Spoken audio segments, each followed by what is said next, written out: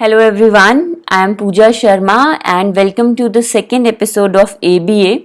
हमारे last video में हम लोगों ने अप्लाइड बिहेवियर एनालिसिस की हिस्ट्री के बारे में बात किया था कि कौन कौन सी थ्योरीज उसके रिसर्च में इन्वॉल्व थी और फंक्शन इन ABA थेरेपी, किसी बिहेवियर के करने का रीज़न कितना इम्पॉर्टेंट है कोई भी ABA थेरेपी का करिकुलम स्टार्ट करने के लिए। और आज के इस वीडियो में हम लोग डिस्कस करेंगे डिस्क्रीट ट्रायल टीचिंग।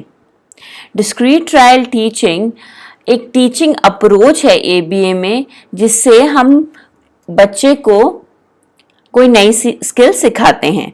सो ABA basically includes discrete trial instructions, जिसको हम अभी डिटेल में डिस्कस करेंगे, incidental teaching, task analysis. Incidental teaching है कि हमारे नेचुरल एनवायरनमेंट में हम बच्चे को किस तरीके से चीज़ें सिखा सकते हैं ABA की हेल्प से। जैसे अगर बच्चे को अभी हेल्प कोई चीज़ मांगना नहीं आता है, सो आप क्या कर सकते हैं, एक ABA थेरेपी सेशन की बात करें तो एक केस मैनेजर और बच्चे बैठे हैं और आपने एक जार में बहुत सारी टॉफ़ीज़ रख दी हैं और जार को टाइटली पैक कर दिया है और आप किसी और काम में इन्वॉल्व हैं। अगर बच्चा उस जार को लेना चाहता है तो आप उसको बोलेंगे से हेल्प। अगर उसने हेल्प बोला तो आप उसको वो ओपन करके देते हैं। सो इस तरीके के नेचुरलिस्टिक एनवायरनमेंट में हम बच्चे को जो चीज़ें सिखाते हैं वो इंसिडेंटल टीचिंग में आता है, क्योंकि इसमें हम लोग बहुत ज़्यादा मेहनत नहीं कर रहे उस सेटअप को क्रिएट करने के लिए। जैसे अगर बच्चा प्लेग्राउंड में है और उसको बॉल चाहिए, सो हम उसको एक नई चीज़ भी, उसकी वोकैबुलरी में वो वर्ड भी ऐड कर रहे हैं। We are trying to elicit the word ball from him when he wants that. So task analysis, अगर हम स्पेशल एजुकेशन की बात करें तो कोई भी डिफिकल्ट टास्क को छोटे छोटे स्टेप्स में डिवाइड करके बच्चे को सिखाने को टास्क एनालिसिस कहते हैं। The principle of ABA can be used in one on one instructions. ये मैंने आपको पहले भी बताया था कि इनिशियली जब भी हम ABA शुरू करते हैं तो एक एजुकेटर और एक स्टूडेंट काम करते हैं। Second, group instructions. पूरे अगर हम 6 आवर्स 7 आवर्स की ABA स्कूल्स की बात करें जहाँ पे ABA ही फुली फॉलो होता है, वहाँ पे 1 घंटा ग्रुप सेशन को भी दिया जाता है। और अल्टीमेटली हम इंक्लूजन पे बात करते हैं, तो जो बच्चे ABA सीख के आए हैं उनको एक इंक्लूसिव एनवायरनमेंट में भी थेरेपी की हेल्प से, थेरेपिस्ट की हेल्प से ABA थेरेपी का इंटरवेंशन दिया जा सकता है। So how do we teach a child? हम बच्चे को सिखाएंगे कैसे? Depending on the individual child, skill can be initially taught in a separate learning environment और in a natural setting. Because हमारा सबसे पहले मोटिव रहता है कि हम एक रेपो बिल्डअप करें, तो बच्चे को एक केस मैनेजर के साथ काम करने की आदत आनी चाहिए। केस मैनेजर हम यहाँ पे स्पेशल एजुकेटर्स को रेफर कर रहे हैं। सो हम स्टार्टिंग में 1-on-1 बेसिस पे वो चीज़ें शुरू करते हैं और बहुत सारा फन टाइम होता है, प्लेग्राउंड टाइम होता है। आप बच्चे को OT रूम में लेके जा सकते हैं। सो वो नेचुरलिस्टिक सेटअप में आप उसको कुछ कुछ चीज़ें सिखाने की कोशिश कर सकते हैं। The ultimate goal is in acquiring new skills is that the child will eventually demonstrate them in the natural environment। हमारा अल्टीमेट गोल ये है कि बच्चे को हम जो भी चीज़ें ABA में सिखा रहे हैं उसका डे टू डे लाइफ में, हमारी डे टू डे लिविंग में उसकी नीड होनी बहुत ज़रूरी है, ताकि बच्चे को हम इंडिपेंडेंट बना सकें।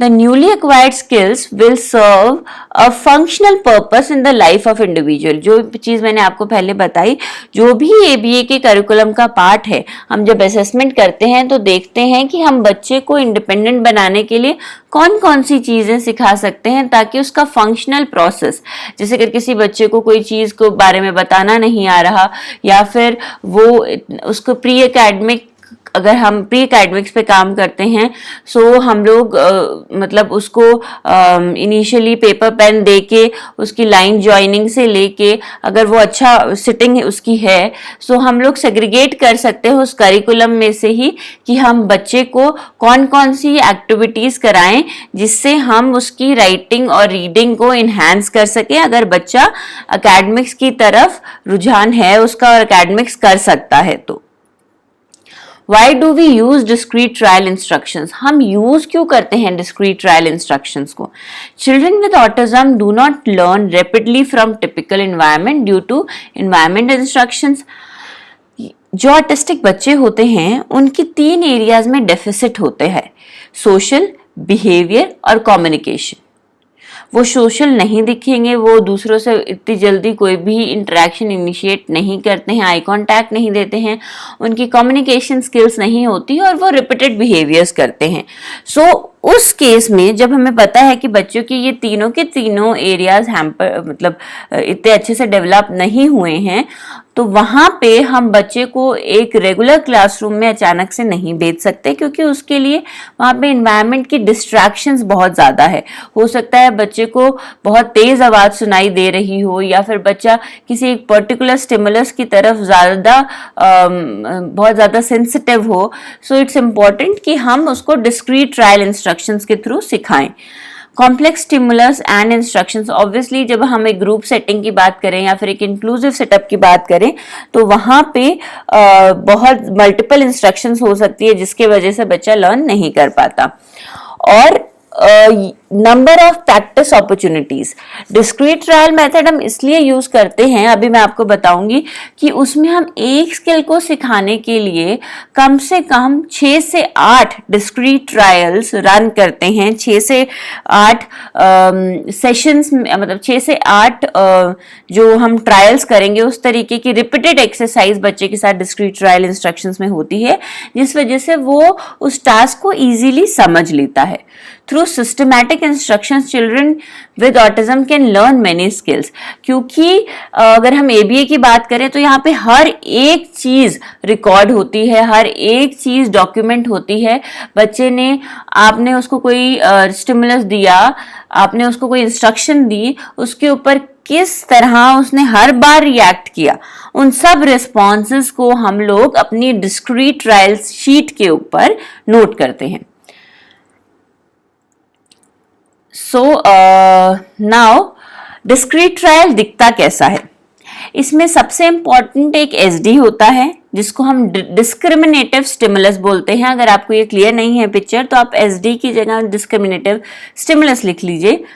Are is response and SR is stimulus reinforcement. So आप सबसे पहले आपने उसको एसडी दिया, जैसे टच हेड। अगर आपने बच्चे को एक सिंपल सी एक्सरसाइज बोली कि आप अपने हेड को टच करो, सो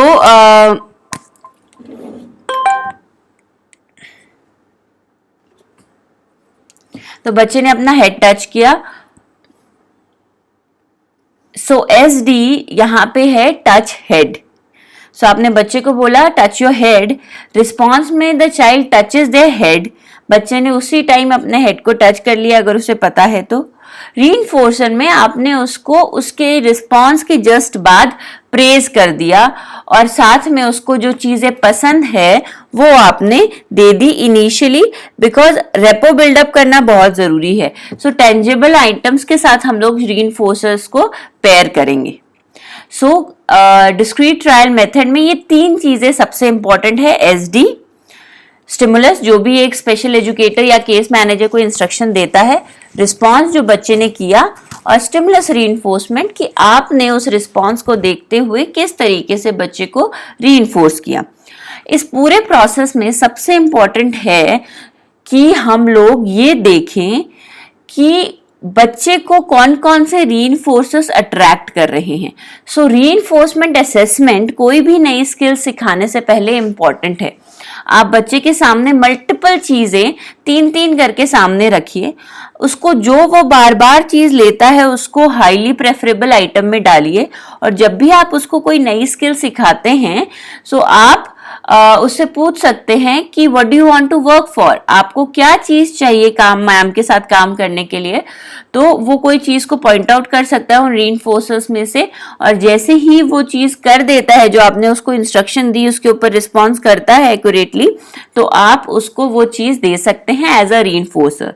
पर बहुत जरूरी है कि हम असेसमेंट करें कि बच्चे को चीजें क्या क्या पसंद है, क्योंकि हम अल्टीमेटली बच्चे को कई बार ऐसी चीजें दे देते हैं जिसमें उसका इंटरेस्ट इंटरेस्ट नहीं है तो नेक्स्ट टाइम वो उस तरीके का रिस्पॉन्स नहीं करता जो उससे रिक्वायर्ड है। So this is a discrete trial method में major 3 components which we will discuss. So discrete trial को अगर आपको प्रॉपरली देखना है तो ये एक यूट्यूब लिंक है जिसमें आप क्लिक करके एक डिस्क्रीट ट्रायल रन किस तरीके से एक केस मैनेजर बच्चे के साथ करता है वो आप इस लिंक में जाके देख सकते हैं। सो डिस्क्रीट ट्रायल इंस्ट्रक्शंस में क्या क्या चीजें मेन कंपोनेंट है। सबसे पहले हम लोग एक स्किल और उस स्किल को सिखाने के लिए जो जो मटेरियल चाहिए वो सिलेक्ट कर लेते हैं। वो हम लोग अपने आईपीज में भी जब बच्चों के लिए गोल्स डिसाइड करते हैं तो टीएलएम बनाते हैं। उसी तरीके से बच्चे के लिए एक टारगेट बिहेवियर आप देखिए किसके ऊपर आप काम करेंगे, या टारगेट स्किल को देखिए और उसे सिखाने के लिए क्या क्या मटेरियल चाहिए वो चीजें सिलेक्ट करिए। Test to see if the child already knows the skill, ये बहुत इंपॉर्टेंट है। और इसके लिए जैसे हम अपने आईपीज में असेसमेंट करते हैं ऐसे ही हम एबीए थेरेपी में भी असेसमेंट करते हैं।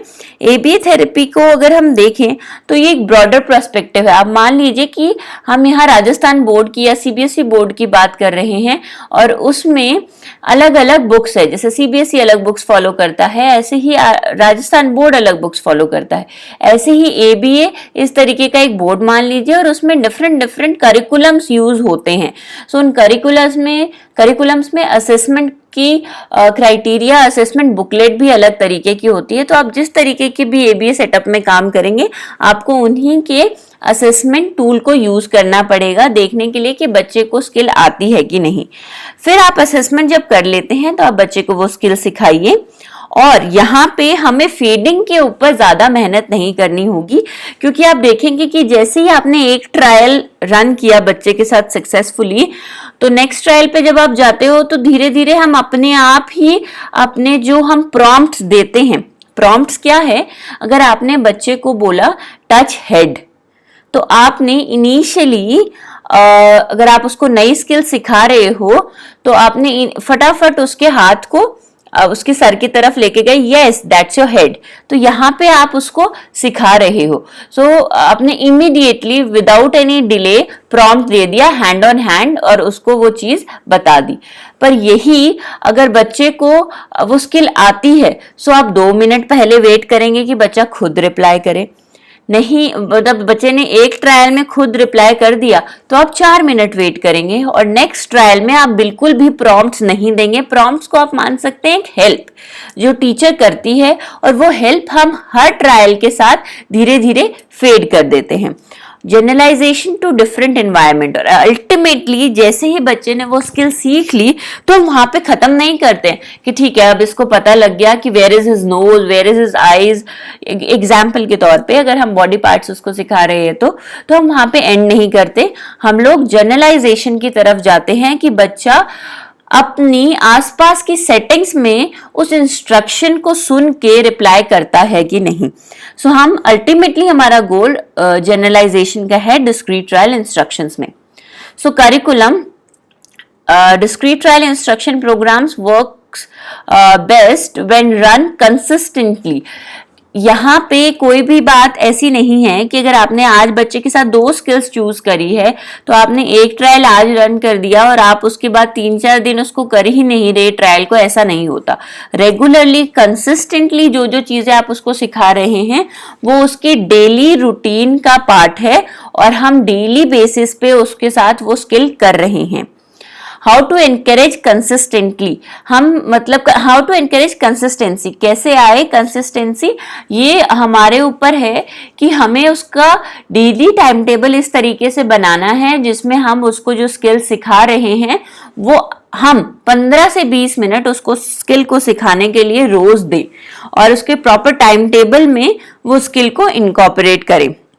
और करिकुलम में सबसे इंपॉर्टेंट रोल है रिटन डॉक्यूमेंटेशन का।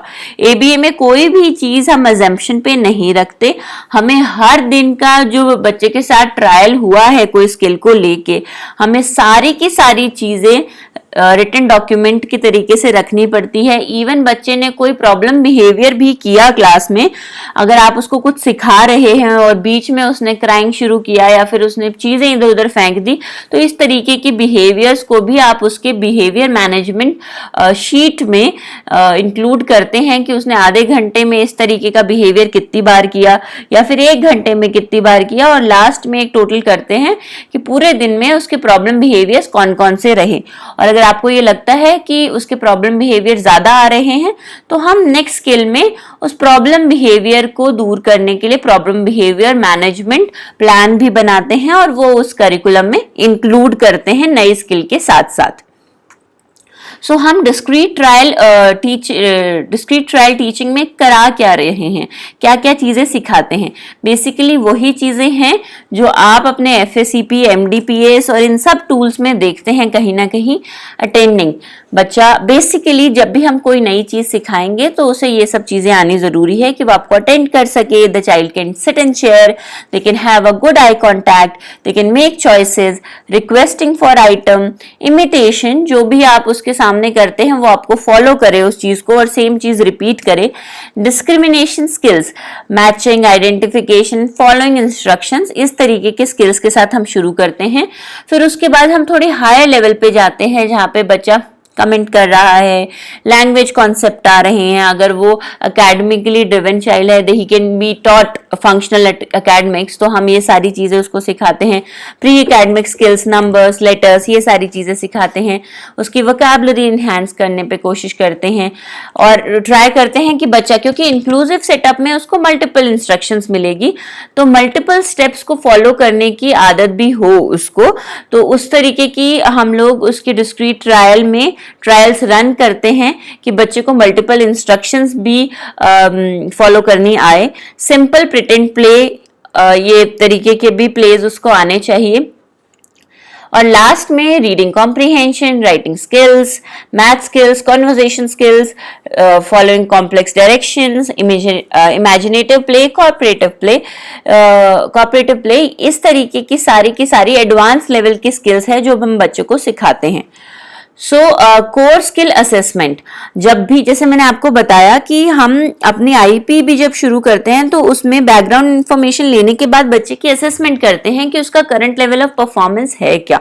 यहाँ पे भी असेसमेंट की जाती है। असेसमेंट इन सब एरियाज में हम करते हैं, उसके कम्युनिकेशन में, डिस्क्रिमिनेशन, कि उसको दो चीजों के बीच में फर्क पता है कि नहीं, ये देखने की कोशिश करते हैं। सोशल स्किल्स, आसपास उसको कोई बुलाता है उसके नाम से तो वो किस तरीके से आई कांटेक्ट देता है, हेलो करता है कि नहीं, इस तरीके की स्किल्स उसकी देखी जाती है यहाँ पे।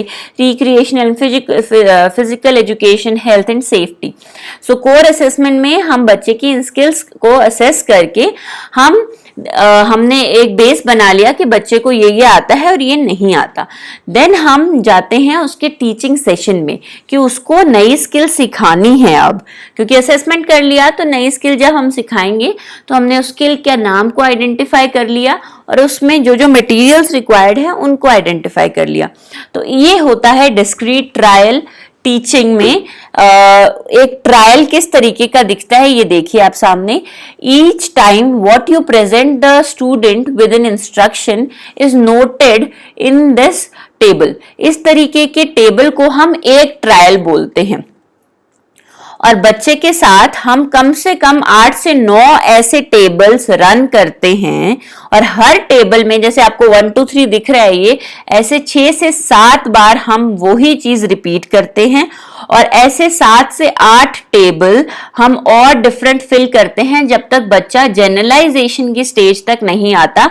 नई स्किल सीखने से लेके जनरलाइजेशन तक हमारा मेन मोटिव रहता है कि बच्चे को वो स्किल आ जाए। सो बिटवीन 5 to 10 ट्रायल्स पर सेशन। हर सेशन में हम लोग 5 से, जैसे आपको 1 2 3 दिख रहे हैं यहाँ पे, ऐसे ही 10 और हो सकते हैं, 5 हो सकते हैं, 6 हो सकते हैं, डिपेंडिंग कि कितनी डिफिकल्ट है वो टास्क, हम वो ट्रायल्स देते हैं। और इस एक पूरे टेबल को ट्रायल नहीं सेशन बोलते हैं। और इस तरीके के हम 7 से 8 सेशंस करते हैं बच्चे को नई चीज सिखाने के लिए, और हर एक नंबर एक ट्रायल को रिप्रेजेंट करता है इस टेबल में, इस सेशन में। सो यहाँ पे जैसे ही आपने स्टिमुलस क्या है, सबसे पहले आप डेट लिखेंगे, सेटिंग आप कहाँ पे कर रहे हैं वो क्लासरूम का नाम हो जाएगा, स्टाफ का नाम हो जाएगा, और स्टेप सबसे पहले हम स्टेप 1 पे हैं, स्टेप 2 फिर आएगा, नेक्स्ट टेबल को जब फिल करेंगे तो अब स्टेप 2 आ जाएगा, स्टेप 3 आ जाएगा। सो इस तरीके के ट्रायल्स रन किए जाते हैं, और हम अगले ट्रायल पे तभी जाते हैं जब बच्चा 80 to 90% रिस्पॉन्स इसमें जो है एक्यूरेटली दे देता है, तो हम नेक्स्ट स्टेप पे जाते हैं। सो यहाँ पे स्टिमुलस क्या होगा, से फॉर एग्जाम्पल अगर हम वही एसडी ले, टच हेड, तो आपने स्टिमुलस दिया टच हेड, तो बच्चे ने अचानक अपना हेड टच नहीं किया और आप स्टेप नंबर 0 पे हैं, तो 0 पे क्या है, हम इमीडिएटली प्रॉम्प्ट दे रहे हैं। आप वेट ही नहीं करते कि बच्चा गलत रिस्पॉन्स करे पहले, तो आप फटाफट अपना हाथ लेके उसके हाथ से उसका हेड को टच करा देते हैं। सो आपका मोटिव ये था कि वो आपका हाथ अपने हाथ के वो आप उसको हैंड ऑन हैंड देके उसके हेड को टच करा दो। सो वहां पे आप प्लस पी करेंगे कि प्रॉम्प्ट के साथ उसने रिप्लाई कर दिया, क्योंकि 0 स्टेज पे है तो हम उससे उम्मीद नहीं कर रहे कि वो रिप्लाई करे। आप फटाफट हैंड ऑन हैंड देके उसको वो स्किल करा देंगे। और नेक्स्ट लेवल पे स्टेप नंबर 1 पे जब आएंगे, अगर हमने 0 से शुरू किया, स्टेप नंबर 1 में हम 2 सेकेंड्स वेट करेंगे कि बच्चा रिप्लाई कर पा रहा है कि नहीं। अगर उसने 2 सेकंड से पहले कर दिया तो आप प्लस मार्क करेंगे विदाउट एनी प्रॉम्प्ट, क्योंकि आपने प्रॉम्प्ट नहीं दिया। पर अगर आपने 2 सेकंड वेट करके आपने खुद अपना हैंड ऑन हैंड रख के उसको वो चीज बताई है, तो आप उधर प्लस पी मार्क करेंगे। सो इस तरीके के, और इसको आपको एग्जाम पॉइंट ऑफ व्यू से इतना डिटेल में जाने की जरूरत नहीं है, पर आपको बेसिक चीजें पता होनी जरूरी है कि डिस्क्रीट ट्रायल मेथड दिखता किस तरीके का है। उसमें हम मल्टीपल सेशंस इन्वॉल्व करते हैं, और एक सेशन में 5 से लेके 10 ट्रायल होते हैं। each time you run a trial, make sure जब भी आप बच्चे के साथ ट्रायल रन कर रहे हैं, मतलब एक टेबल का कंटेंट रन कर रहे हैं, एक सेशन में 5 से लेके 8 ट्रायल बच्चे को दे रहे हैं, तो इन सब चीजों का ध्यान रखें। Student attending to the teacher, जरूरी है कि बच्चा आपको अटेंड करे। इंस्ट्रक्शन इज गिवन, आप उसको इंस्ट्रक्शन दे, बच्चा रिस्पॉन्ड करे उस पे, आप उसको इमीडिएट रीइंफोर्समेंट दें, और फिर टीचर नेक्स्ट ट्रायल पे मूव करे। सो ये सब चीजें हमें ट्रायल्स रन करते हुए ध्यान रखनी जरूरी है। Baseline recording, making sure that the child doesn't already know the skill. यहाँ पे वही चीज है कि अगर हम असेसमेंट की बात करते हैं, हमारे आईपीज जो हम बनाते हैं उसमें यहाँ पे इसको नाम दे दिया baseline recording. Test student skills ability before teaching. जब भी हम बच्चे को कोई आपने स्किल ली है कि मैं इसको ये सिखाऊंगा, तो जरूरी है कि आप उसको पहले एसेस करें कि उसको कितना आता है। और असेसमेंट टाइम पे हम लोग कोई भी प्रॉम्प्ट्स बच्चे को नहीं देते हैं, हम उसको सिखा नहीं रहे, इसलिए हम वहां पे प्रॉम्प्ट नहीं देंगे। हम बस चेक करते हैं कि इंडिपेंडेंटली उस चीज को कर पाता है कि नहीं। No adult help is given. Reinforce correct answer, जब भी बच्चा करेक्ट आंसर करे तो उसको रीइंफोर्स करें। और लेस देन 80% करेक्ट और इंडिपेंडेंट स्टार्ट टीचिंग। अगर 80% से कम आता है उसका टोटल, तो आपको वो स्किल सिखानी है बच्चे को, उसको वो खुद से नहीं आती है। डेटा कलेक्शन, प्लस हम तब मार्क करते हैं जब बच्चा अपने आप विदाउट प्रॉम्प्ट रिस्पॉन्ड कर देता है। माइनस जब बच्चे ने फटाफट गलत रिस्पॉन्स कर दिया है और प्रॉम्प्ट्स वहां पे इन्वॉल्व नहीं हुए हैं। एनआर मतलब बच्चे ने कुछ रिस्पॉन्ड ही नहीं किया, आपने 3 से 5 सेकेंड वेट किया। और प्लस पी तब जब आपने उसको हेल्प दी है, प्रॉम्प्ट दिया है। और हम यहाँ पे एबीए में ज्यादातर हैंड ऑन हैंड प्रॉम्प्ट देते हैं, मतलब फिजिकल प्रॉम्प्ट्स ज्यादा दिए जाते हैं। Prompts, baseline taught us what they don't know, how to teach, हम किस तरीके से सिखाएंगे, उसमें हम प्रॉम्प्ट्स की हेल्प लेते हैं। जैसे मैंने आपको बताया कि इनिशियली 0 स्टेप पे है तो आप उसको फुल हैंड ऑन हैंड दे रहे हैं। सेकेंड, जब आप स्टेप नंबर 1 पे आ जाते हैं तो 2 सेकेंड रुक के हैंड ऑन हैंड आप उससे वो चीज करा रहे हैं, और सेकेंड स्टेप पे जब आप आते हो तो 4 सेकेंड रुक के आप उसको हैंड ऑन हैंड दे रहे हो, और 4 सेकेंड के बाद आप अल्टीमेटली एक पूरा का पूरा ट्रायल विदाउट प्रॉम्प्ट रन करते हो कि बच्चे को आया है कि नहीं, उसने सीखा है कि नहीं पिछले 3 सेशंस में. Using prompt to teach. Any instructional guidance presented with instruction which guides the student to make the correct response. So prompt है क्या? ये एक इंस्ट्रक्शनल गाइडेंस है. जैसे हम अगर स्कूल में पढ़ते थे तब हमारी टीचर्स हमें बोर्ड की हेल्प करती थी, वीडियोस दिखाती थी कोई भी चीज सिखाने के लिए. यहाँ पे हम प्रॉम्प्ट दे रहे हैं ताकि बच्चा करेक्ट रिस्पॉन्स की तरफ गाइड हो. और फेड कैसे होती है वो चीज? Fade ultimately gradual removal of prompts until the response occurs in the presence of original instructions. मतलब फेडिंग का मेन रोल क्या है कि जहां पे आप धीरे धीरे प्रॉम्प्ट्स दे रहे थे स्टार्टिंग में, अब आप उसको फेड करते हुए विदाउट एनी प्रॉम्प्ट बच्चे को रिस्पॉन्ड करने के लिए मोटिवेट करते हैं, वो फेडिंग होता है. और हर बार हम लोग चाहे प्रॉम्प्ट्स की कोई भी स्टेज हो, फेड कर रहे हो, हमें रीइंफोर्समेंट जरूर देना है, क्योंकि जो मैंने आपको 3 डिस्क्रीट ट्रायल इंस्ट्रक्शंस की चीजें बताई थी, एसडी, रिस्पॉन्स और रीइंफोर्समेंट, तो हम रीइंफोर्समेंट को यहां नहीं भूल रहे. इन तीनों के तीनों स्टेप्स में बीच में प्रॉम्प्ट्स आते हैं. प्रॉम्प्ट्स इंपॉर्टेंट है टीचिंग के लिए, पर हम रीइंफोर्समेंट कहीं किसी स्टेज पे भी नहीं भूल रहे हैं.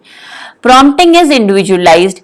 The type of prompt depends on the individual child. हो सकता है कि कई बच्चे को हैंड ऑन हैंड चाहिए, फिजिकल प्रॉम्प्ट देना जरूरी हो जाता है, और कई बच्चे वर्बल प्रॉम्प्ट्स के साथ भी काम कर लेते हैं. तो वो भी आपको देखना पड़ेगा कि किस बच्चे के साथ कौन से प्रॉम्प्ट के साथ अच्छे से काम हो पा रहा है. और हमारी कोशिश यही रहती है कि हम लीस्ट रिस्ट्रिक्टिव प्रॉम्प्ट को यूज करें. जो सबसे धीरे धीरे हायरार्की में अगर हम बात करें तो सबसे नीचे वाले प्रॉम्प्ट जैसे हैं कि वर्बल प्रॉम्प्ट की, अगर हम फिजिकल तो वो होता है जब बच्चे को कुछ भी नहीं आ रहा, और हमें धीरे धीरे मॉडलिंग जेस्चर से लेके वर्बल प्रॉम्प्ट तक आने के लिए हमारी कोशिश रहनी चाहिए. तो prompt should get the response to occur. अगर आपने प्रॉम्प्ट दिया है तो आप देखें कि उस प्रॉम्प्ट के साथ बच्चा आंसर जरूर करे, तभी तो प्रॉम्प्ट का इंपॉर्टेंस रहेगी, नहीं तो प्रॉम्प्ट्स की इंपॉर्टेंस नहीं है. If the response doesn't occur, move to the more intrusive prompt. अगर आप वर्बल प्रॉम्प्ट से शुरू कर रहे हैं और बच्चा वर्बल प्रॉम्प्ट के साथ रिस्पॉन्स नहीं करता है, दैट मीन्स आपको एक स्टेप ऊपर आना पड़ेगा. या तो आपको उसको जेस्चर्स बताने पड़ेंगे या फिर आपको उसको फिजिकल प्रॉम्प्ट पे लाके सिखाना पड़ेगा. So how do we teach? सबसे पहले क्लू दिया जाता है, फिर चाइल्ड को प्रेजेंट किया जाता है. The child is prompted to respond, child is reinforced for a correct response, prompts are gradually faded, child response immediately. ये जो हमने पहले की स्लाइड्स में बात करी उन्हीं को शॉर्ट तरीके से बताया हुआ है कि कैसे हम नई चीज बच्चे को सिखा रहे हैं. Types of prompt. मॉडल, हम जहां पे बच्चे को बताते हैं कि कैसे करना है. फिजिकल, जहां पे फिजिकली हम उसके हाथ को मूव कर रहे हैं या फिर उसकी बॉडी को मूव कर रहे हैं. वर्बल, जहां हम उसको बोल के बताते हैं. फेडिंग अ प्रॉम्प्ट, ये चीज अब जो मैं पहले बात कर रही थी उसको इस स्लाइड में डाला है. सो अगर हम सेशन की बात कर रहे थे वहां पे एक लाइन थी स्टेप, कि कौन से स्टेप पे है. तो अगर बच्चा 0 पे है तो हम इमीडिएट प्रॉम्प्ट देते हैं विदाउट एनी डिले. फटाफट आपने इंस्ट्रक्शन दी और आप उसको प्रॉम्प्ट देके वो चीज करा देते हैं. स्टेप नंबर 1 पे 2 सेकेंड वेट करते हैं फिर प्रॉम्प्ट देते हैं. स्टेप नंबर 2 पे 4 सेकेंड वेट करते हैं. और स्टेप नंबर 3 पे हम कोई भी प्रॉम्प्ट नहीं देते. Skill is acquired when the student responds before the prompt. मतलब आपने प्रॉम्प्ट दिया, उससे पहले आपको प्रॉम्प्ट देना है, उससे पहले अगर बच्चे ने रिप्लाई कर दिया, जैसे अगर आप स्टेप नंबर 3 पे हैं, स्टेप नंबर 2 पे हैं जहां आपको 4 सेकंड वेट करके बच्चे को प्रॉम्प्ट देना है, पर 4 सेकंड से पहले ही जैसे आपने इंस्ट्रक्शन दी और बच्चे ने वो रिस्पॉन्स कर दिया, तो दैट मीन्स बच्चा is moving towards acquiring that skill, उसने वो स्किल अच्छे से सीख ली है. Consequence in ABA. Consequence plays a major role in behavior modification. जो हम एबीसी चार्ट की बात करते हैं उसमें हमने क्या कहा था, कॉन्सिक्वेंस, मतलब आपने इंसिडेंट, बिहेवियर एंड कॉन्सिक्वेंस, आपने बच्चे ने बिहेवियर किया और आपने उसके जस्ट बाद क्या किया, वो बिहेवियर मॉडिफिकेशन का एक इंपॉर्टेंट पार्ट है, क्योंकि चेंज हम वहीं पे कर रहे हैं। अगर बच्चा बार बार बहुत ज्यादा रोता है, दैट मीन्स हो सकता है उसका अटेंशन सीकिंग बिहेवियर है, तो उसके अगर आप रोने पे पहले जहां आप कॉन्सिक्वेंस दे रहे थे, उसको अटेंशन दे देते थे, वहां पे आपने उस कॉन्सिक्वेंस को हटा दिया और उसके बिहेवियर मॉडिफिकेशन प्लान में डाल दिया ये चीज। तो हमें कॉन्सिक्वेंस को स्टडी करना बिहेवियर मॉडिफिकेशन में बहुत इंपॉर्टेंट है। Consequence refers to the event that immediately follows the behaviour. Behaviour modification is based on the idea that good behaviour should lead to positive consequences and bad behaviour leads to negative consequences. ये बात बिल्कुल सही है। अगर बच्चे ने अच्छा कुछ एप्रोप्रिएट बिहेवियर दिया तो आप उसको पॉजिटिव तरीके से देखते हैं, और अगर उसने कुछ गलत बिहेव किया तो नेगेटिव कॉन्सिक्वेंसेस मिलते हैं उसके। ABA main idea is to increase the skill behaviour and decrease the problem behaviour. ये हमने स्टार्टिंग में हमारे पुराने वीडियो में भी ये बात करी थी कि अल्टीमेट गोल ही ये है कि हम स्किल बिहेवियर्स को इंक्रीज करें और प्रॉब्लम बिहेवियर्स को डिक्रीज करें। सो कॉन्सिक्वेंसेस होते किस तरीके के हैं, हम अटेंशन दे देते हैं, कोई और टीचर उसे अटेंशन दे देती है, अगर उस टाइम आपने उसको कोई चीज करने के लिए दी है और उसने प्रॉब्लम बिहेवियर कर दिया तो आप कई बार उसकी उस चीज को ही हटा देते हैं, जो आपने उसके सामने डिमांड करी थी वो ही हटा देते हैं, या फिर उस बिहेवियर को इग्नोर करते हैं, या फिर बच्चे अगर क्लासरूम सेटअप में है तो उसको आपने 2 मिनट ब्रेक दे दिया अगर प्रॉब्लम बिहेवियर उसने किया, फिर या फिर उसने किसी चीज को लेने के लिए वो प्रॉब्लम बिहेवियर किया, और या फिर आप उसको कोई चीज करा रहे हो, उसको पसंद नहीं आ रही और वो प्रॉब्लम बिहेवियर करता है तो आपने वो चीज छोड़ के उसको दूसरी चीज दे दी। सो ये सब चीजें हमें कॉन्सिक्वेंस, जब हम प्रॉब्लम बिहेवियर, वो तो हमने स्किल्स की बात करी थी कि कोई नई चीज बच्चे को कैसे सिखाओगे आप, डिस्क्रीट ट्रायल मेथड से सिखाओगे, पर उसी डिस्क्रीट ट्रायल मेथड के बीच में अगर बच्चे बहुत नॉटी बिहेव करते हैं and they are indulge into a problem behaviour, तो उसके ऊपर हमें कैसे काम करना है वो भी एक एबीए का इंपॉर्टेंट पार्ट है। सो इंटर ट्रायल इंटरवल, ये आपके सिलेबस में एक इंपॉर्टेंट चीज है कि इंटर ट्रायल इंटरवल है क्या। ये चीज है कि हम एक ट्रायल, एक सेशन में, मैंने आपको बताया था एक टेबल को हम सेशन बोलते हैं, और उस सेशन में 7 से 8 ट्रायल्स होते हैं। उन ट्रायल के बीच में, जैसे ट्रायल नंबर 1 से लेके ट्रायल नंबर 2 या फिर ट्रायल नंबर 2 से लेके ट्रायल नंबर 3 के बीच का जो स्पेस है, कि मतलब आपने अभी उसको ये बोला ओके टच हेड, और आप ट्रायल नंबर 1 रन कर रहे हैं और आपने रिस्पॉन्स रिकॉर्ड कर दिया, फिर आप सेकेंड नंबर ट्रायल पे आते हो, तो उसके बीच का जो स्पेस है, the ITI, the inter trial interval is the time between separate trials. ITI is usually measured at the beginning of the trial and lasts until the beginning of the following trial। मतलब वो पूरे के पूरे session के बीच में जितना भी time था और नया सेशन शुरू हुआ उसके बीच का जो टाइम है वो इंटर ट्रायल इंटरवल है। An example could be seen in research conditioning mice to react to a red color. A red color light is presented to a mice for 20 seconds. Then the food is given to it. Then 120 seconds later, the red trial is presented again.